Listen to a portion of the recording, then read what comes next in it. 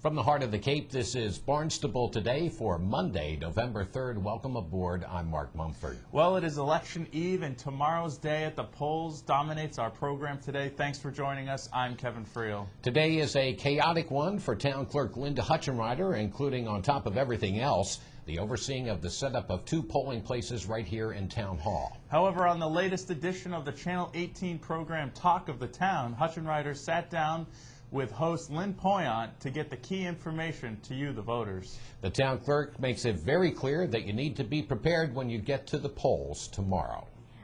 We also suggest you bring ID with you to the polls. Some individuals, if you registered through the Registry of Motor Vehicles and your ID did not match up with the Social Security number or your driver's license number, then they're going to ask to see an ID. And it can be your driver's license, it can be mail with your address on it. It doesn't have to be anything huge. We don't keep it. They look at it, check you off, and you're gone. So take your ID with you. Also, bring a friend. You know, make voting a special time. And there's a lot of people who are shut-ins or don't have cars or think about an elderly aunt or grandmother who may need some assistance. Bring a friend. Also, when you go to the polling place, it's going to be a 2-sided ballot. There are questions on the front and questions on the back, so flip it over. And also, if you make a mistake, it's a game of baseball. You have 3 strikes and then you don't get any more ballots, but you can actually make a mistake a couple of times and they will give you another ballot. So don't be shy, and because if you make a mistake on the ballot, it's liable to actually reject it. The machine may make a rejection. All you have to do is fill in the oval next to the location of the person's name that you want to vote. And because it's a 2-sided ballot, when you stick it into the machine, it's an optical reader that reads both sides, so you don't have to worry about which side you put up or down. Exactly. Years ago when we used to have paper ballots, it used to be face down, feet first. Right. But you can put it face down, face up, forward, backward. It will take it no matter what orientation it's placed in the machine. Great. And it reads it accurately. And the last one is don't feel shy if you need help at the polls. If you have difficulty with the language, if you are not able to see very well, we now have an auto mark machine, and that actually can, you place the ballot into the auto mark machine, and it will actually blow it up in front of you so you can read it a lot easier. And we have people there who are willing to help you with that as well. And those machines were new last year. Yes. And did you find a lot of people were using them? No, not very many, but those that we've introduced the machine to, there was a sight-challenged group that my assistant and I took the machine out to, and those people were really excited because this is the first time they are able to vote on their own.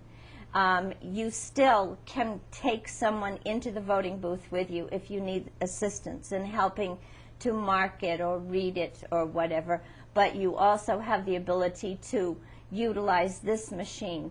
And this machine can also be utilized by individuals who are in wheelchairs and maybe can only communicate with a sip and puff mechanism.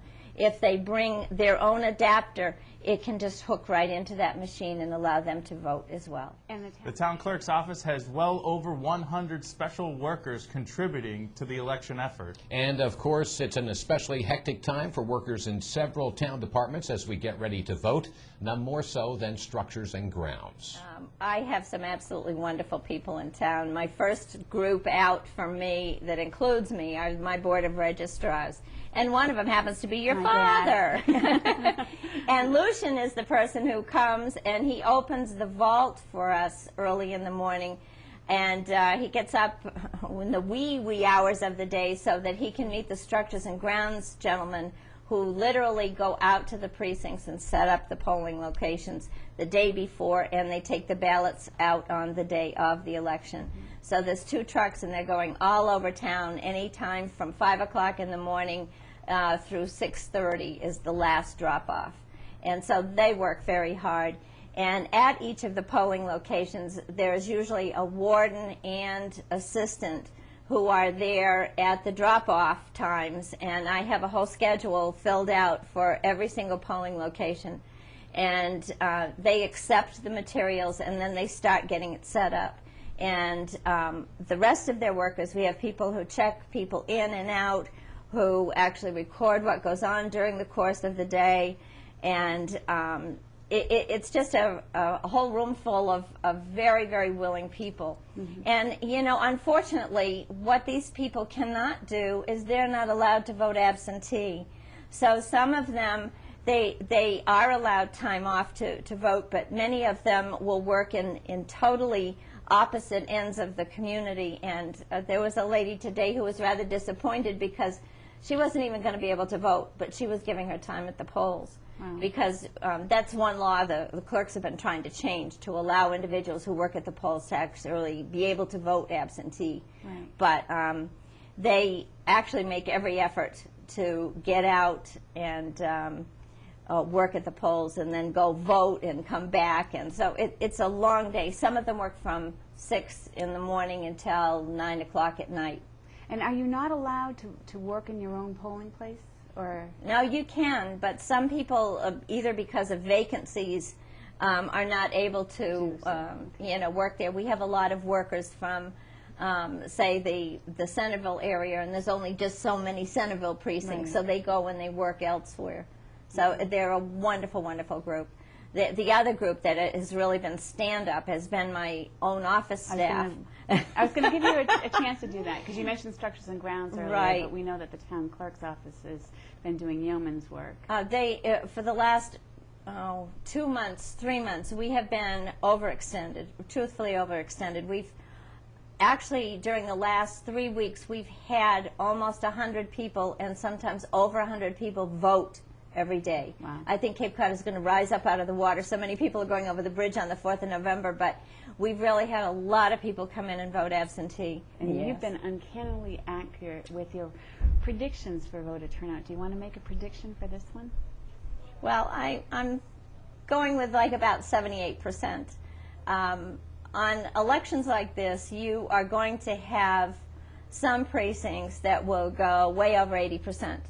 And then there are other precincts, just because their registered voter numbers are low anyway, there'll be some that will just not participate. Mm-hmm. But it seems like every 4 years you have the people that come out and they definitely want to take part in this. And it is a very historic presidential election, as all are, but this one even more so, because you have a woman running for vice president on the Republican side. You have a gentleman of color running on the presidential slate on the Democratic side. So you have some really interesting individuals who are vying for this one particular seat.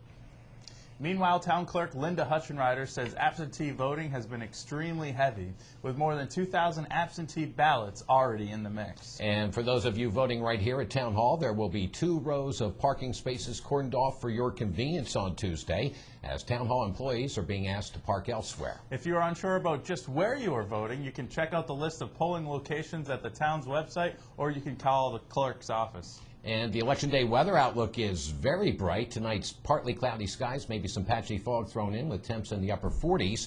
Should make way tomorrow for plenty of sunshine, light winds out of the southwest, and very comfortable with highs in the lower 60s. And Town Manager John Klim will be very busy after the polls close tomorrow evening. He will be supplying expert analysis during election night coverage on WXTK Radio. And that will be simulcast by the folks over at the Cape Cod Community Media Center. You can catch the video version on Channel 17. Thanks for joining us today. I'm Kevin Friel. We'll catch you right back here tomorrow. I'm Mark Mumford.